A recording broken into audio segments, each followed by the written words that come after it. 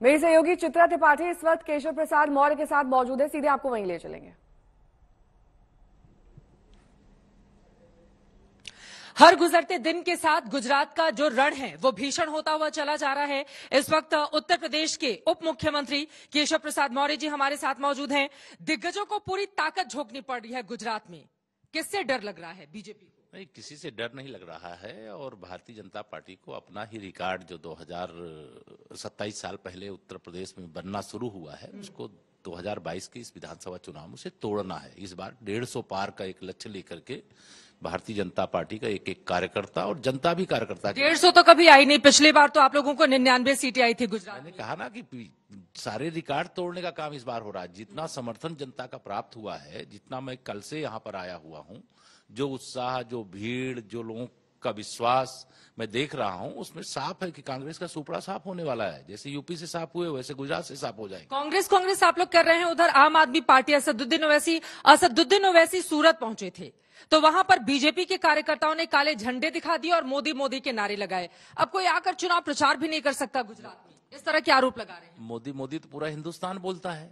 अगर कोई आप चुनाव प्रचार करना चाहता करे, वो जनता अगर कुछ मोदी मोदी नारा लगा रही है, कोई राहुल नहीं कह रहा है, वैसी नहीं कह रहा है, तो इसका मतलब भाजपा में है पूरा गुजरात प्रदेश। इस समय पूरा हिंदुस्तान है भाजपा में, लेकिन गुजरात भी पूरी तरह से भाजपा में है और इस बार सारे रिकॉर्ड ध्वस्त होंगे और कमल के इतने फूल खिलेंगे कि कांग्रेसियों को तो कई दिन तक। लेकिन आपके कार्यकर्ता ऐसे क्यों? मान लीजिए जो दिग्गज बड़े बड़े नेता हैं वो आकर प्रचार करना चाहते हैं। असदुद्दीन ओवैसी की एक पार्टी है, बिहार में कमाल का प्रदर्शन किया था, उसको वो दोहराना चाहते हैं गुजरात में, लेकिन आप लोग उनको प्रचार प्रसार करने से रोक दे रहे हैं। वंदे भारत ट्रेन पर उनकी ओर से वीडियो जारी किया गया था उनकी पार्टी ने, और ये बताया था कि वंदे भारत ट्रेन पर अब पत्थरबाजी तक शुरू हो चुकी है। मुझे तो लग रहा है कि वो अपने से पत्थर फेंकवा लिए होंगे, अपने से कुछ प्रयोजित करके वहां पे काले झंडे एकत्र कर लिए होंगे।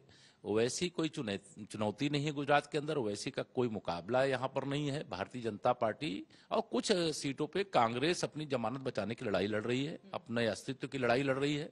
कांग्रेस मुक्त भारत और कांग्रेस मुक्त गुजरात। आपको लग रहा है कि ओवैसी फैक्टर नहीं है और कांग्रेस मुक्त गुजरात, यही अब आप लोगों का है? मेरा तो एकदम विश्वास है कि जिस तरह की स्थिति आज मैं देख रहा हूँ, उस स्थिति को देख करके कह सकता हूँ कि गुजरात के अंदर भाजपा की आंधी तूफान नहीं, सुनामी चल रही है। उधर आम आदमी पार्टी की ओर से परिवर्तन का नारा दिया जा रहा है। वो कह रहे हैं जो दिल्ली मॉडल है उसको हम गुजरात में लागू करने वाले हैं। आम आदमी पार्टी बड़ी चुनौती बन रही है। मैंने गुजरात के अंदर जो देखा है, आम आदमी पार्टी को कोई गंभीरता से नहीं लेता। श्री अरविंद केजरीवाल जी झूठ बोलने की ऑटोमेटिक मशीन है, उनके झूठ का पर्दाफाश हो चुका है। जिस प्रकार से राजनीति में आने से पहले से लेकर के और राजनीति में आने के बाद तक के उनके एक एक चिट्ठे को उठा लीजिए, एक एक बात को खोल करके देख लीजिए, तो वो जो कहते हैं वो करते नहीं, कर नहीं सकते। लंबी चौड़ी हाँकने का काम है। जनता भारतीय जनता पार्टी पर, आदरणीय मोदी जी पर विश्वास कर रही है, उस विश्वास की जीत हो रही है। क्योंकि मोदी है, भाजपा है, तो लोगों को भरोसा लगता है कि डबल इंजन सरकार रहती है। तो गुजरात किस प्रकार से विकास किया, जो गुजरात का मॉडल है, जो मोदी मॉडल है, आज उसी मोदी मॉडल और गुजरात मॉडल को हम लोग यूपी के अंदर लागू किए हैं। आज गुजरात दंगा मुक्त है। जो 27 साल के युवा होंगे उनको नहीं मालूम होगा, लेकिन किसी 50 वर्ष के बड़े जो प्रौढ़ लोग हैं, जो बुजुर्ग लोग हैं, उनसे बात करेंगे तो महीनों तो यहाँ कर्फ्यू लगा रहता था, यहाँ पूरी अराजकता का माहौल था, भ्रष्टाचार चरम सीमा पर था।